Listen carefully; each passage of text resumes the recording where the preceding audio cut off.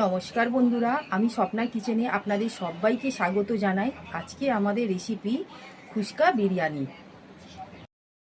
আমরা এই ফুচকা বিরিয়ানির জন্য এখানে আমরা জল বসিয়েছি। জল ওভেনের মধ্যে গ্যাসটা প্রথমে আমরা অন করে নেব। এখানে আমরা 500 গ্রাম বাসমতি রাইস নিয়েছি। আমরা এটি ঘন্টা খানেকের মতন ভিজিয়ে রেখে দিয়েছিলাম। এবার এই জলের মধ্যে আমরা গোটা গরম মশলা দেব, দিয়ে জলটাকে ভালো করে আমরা ফুটিয়ে নেব। এই জলের মধ্যে আমরা দালচিনি নিয়েছি, এলাচ, লবঙ্গ আর একটা তেজপাতা দিয়ে জলটাকে ফোটাবো। আর নুন এখানে আমরা দিয়ে দেবো 1 চামচের মতো। নুনটা আমরা এখানে 1 চামচের মতন দিয়ে দিলাম। আর দিয়ে দেবো এখানে আমরা 1 চামচের মতন তেল। তেলটা দিলে এখানে চালগুলো ঝরঝরে হবে, সেই জন্য আমরা এখানে তেলটা দিয়ে দেবো। এখানে আমরা এই চামচে 1 চামচ রিফাইন তেল দিয়ে দিলাম। আমরা এই ফুচকা বিরিয়ানিটা তৈরি করব সম্পূর্ণ আমরা চাল দিয়েই করব, মাংস আর আলু ছাড়াই তৈরি করব। এটা খেতে খুবই ভালো লাগে। এগুলো আপনারা চিকেন কষা বা মাটন কষা দিয়ে খেয়ে দেখবেন, খুব সুস্বাদু হয় খেতে। ঠিক ঘরোয়া পদ্ধতিতে খুব সহজ উপায় আমরা আজকে এই ফুচকা বিরিয়ানিটা আপনাদের তৈরি করে দেখাবো। বন্ধুরা দেখুন, জলটা আমাদের এখানে ঠিক ফুটে উঠেছে। ঠিক এই স্টেজে আমরা এখানে ভিজিয়ে রাখা বাসমতি চালগুলো দিয়ে দেব।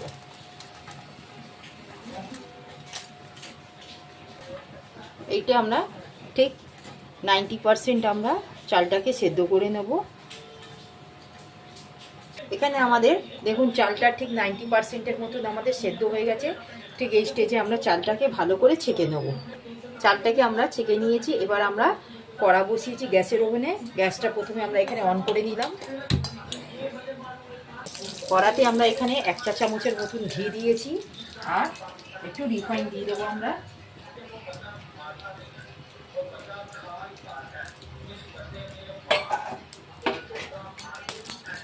দিয়ে এখানে আমাদের পেঁয়াজের বেরেস্তাটা আমরা ভেজে নেব।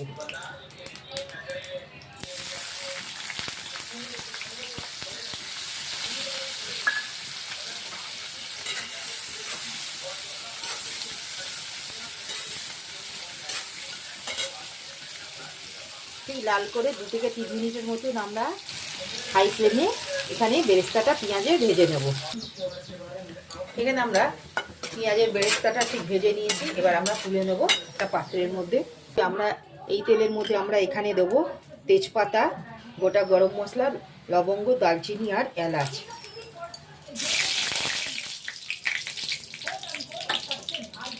এখানে কেটে রাখা পেঁয়াজটাও আমরা দিয়ে দিলাম এই ফোড়নে।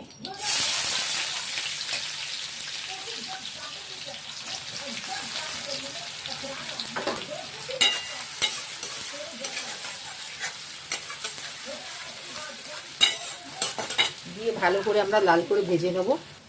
পেঁয়াজটা এখানে আমাদের ঠিক হালকা লাল হয়ে গেছে। ঠিক এই স্টেজে আমরা এখানটায় আদা রসুনের পেস্ট আমরা 1 চা চামচের মতো নিয়েছি, সেটা আমরা দিয়ে দেবো। সাথে দেবো আমরা এখানে হলুদ গুঁড়ো আর লঙ্কা গুঁড়ো। এখানে আমরা দিয়েছি 1 চা চামচ হলুদ গুঁড়ো আর 1 চা চামচ লঙ্কার গুঁড়ো। দিয়ে ভালো করে আমরা মিশিয়ে নেব।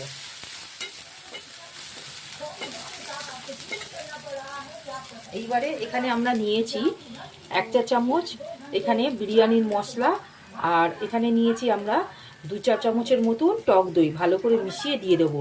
আমরা এখানে শাহি বিরিয়ানির মশলা ব্যবহার করেছি। মশলাটাকে আমরা খুব ভালো করে 1 থেকে 2 মিনিটের মতন আমরা কষিয়ে নিলাম। এখানে নুনটা আমরা 1 চা চামচের মতন দিয়ে দিলাম।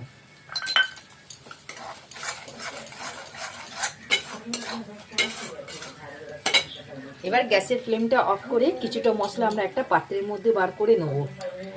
আমরা এখানে হাফ মশলায় কড়াতে রেখেছি আর কিছুটা আমরা বার করে নিয়েছি। এবার এর মধ্যে আমরা এই কড়ার মধ্যে কিছুটা চাল আমরা দিয়ে দেবো। এখানে হাফ চাল আমরা এই কড়ার মধ্যে দিয়ে দিলাম।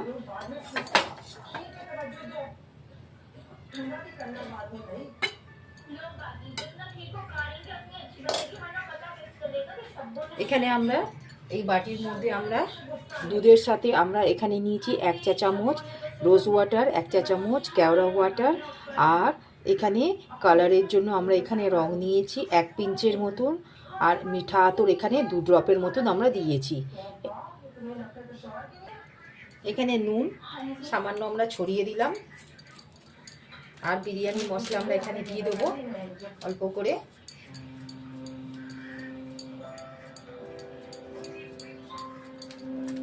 এখানে এই দুধটা রোজ ওয়াটার আর ক্যারো ওয়াটার মেশানো এই দুধটা আমরা দিয়ে দিলাম।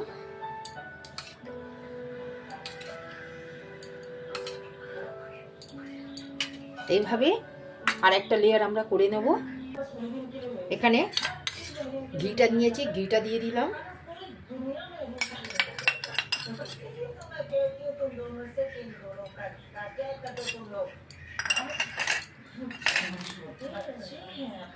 বিরিয়ানি মশলা,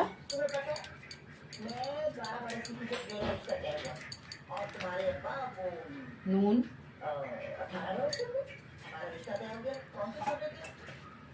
এখানে গ্রেভির মশলাটা,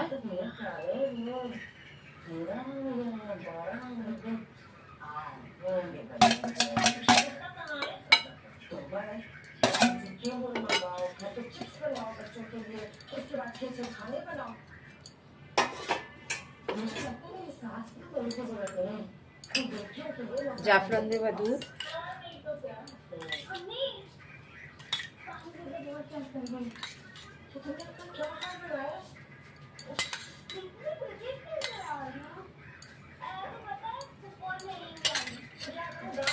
আর দিয়ে দেবো এখানে বেরেস্তা।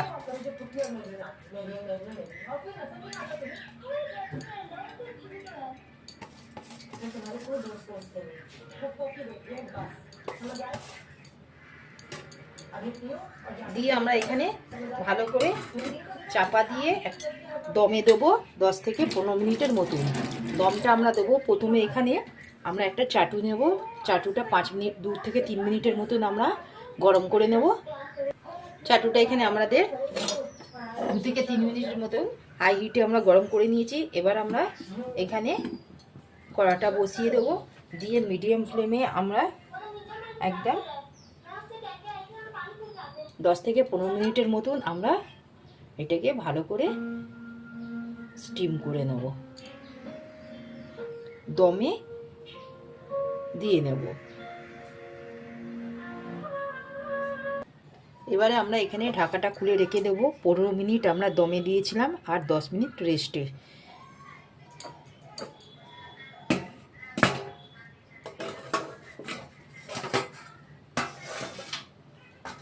বন্ধুরা দেখুন আমাদের এখানে মোটামুটি ফুচকা বিরিয়ানি মোটামুটি তৈরি হয়ে গেছে। এবার আমরা একটা প্লেটের মধ্যে এটা পাত্রের মধ্যে বার করে নেব।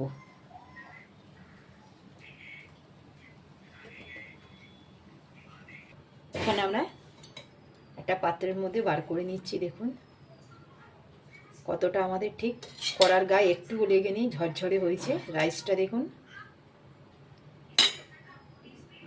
বন্ধুরা, দেখুন আমাদের এখানে মোটামুটি ফুচকা বিরিয়ানি তৈরি হয়ে গেল। এটা বাড়িতে থাকা সামান্য উপকরণগুলো দিয়েই আপনারা চটজলদি করে নিতে পারেন। যদি আমাদের এই রেসিপিটি আপনাদের ভালো লাগে, আপনারা আমার এই চ্যানেলে লাইক সাবস্ক্রাইব শেয়ার করবেন, প্লিজ কমেন্টে জানাবেন। আজকের মতন আমরা এখানে এই রেসিপিটি সমাপ্ত করলাম। নেক্সট ভিডিওতে নতুন রেসিপি নিয়ে আসবো। ধন্যবাদ।